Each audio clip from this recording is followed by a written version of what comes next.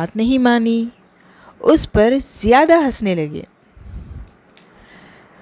उस साल बहुत ही भयंकर सूखा पड़ा। वह किसान ही अकेला किसान था जिसके पास ढेर सारा अनाज इकट्ठा हो गया था। देखते ही देखते साल बीत गए।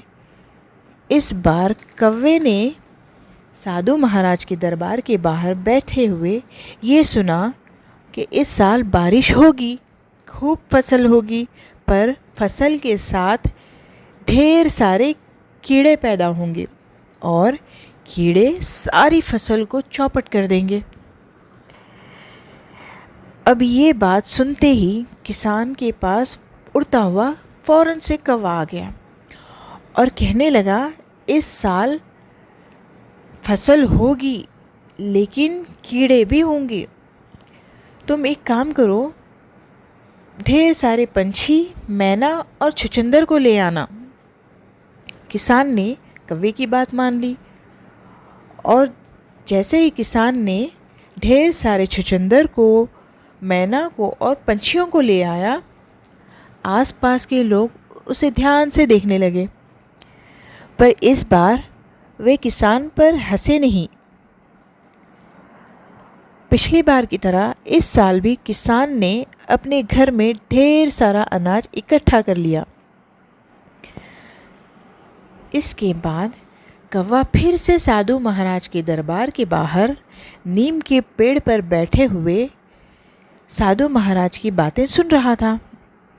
वे कह रहे थे कि इस साल फसल खूब होगी, पर ढेर सारे चूहे फसल को खराब कर देंगे, टूट पड़ेंगे। फिर क्या था, कौवे ने ये सारी बात किसान से कही और उसका उपाय भी बताया।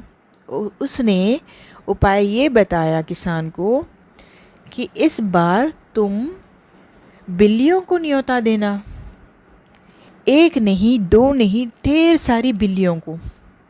इस बार आसपास के लोग भी बिल्लियों को ले आए। इस तरह पूरे गांव में ढेर सारा अनाज इकट्ठा हुआ। किसान की बातों को देखते हुए गांव वालों ने भी अपने अनाज को बचाने की पूरी कोशिश की और अनाज बच भी गया, इकट्ठा हो गया। प्यारे बच्चों, इस कहानी में हमें ये सीखने को मिलता है, सच्ची दोस्ती और दोस्ती में भरोसा हमेशा काम आता है। कहानी आपको कैसी लगी कमेंट में ज़रूर बताएं और मेरे चैनल को सब्सक्राइब करें, बेल आइकन को प्रेस करना ना भूलें ताकि मेरी हर कहानी आप तक सबसे पहले पहुंचे। धन्यवाद प्यारे बच्चों।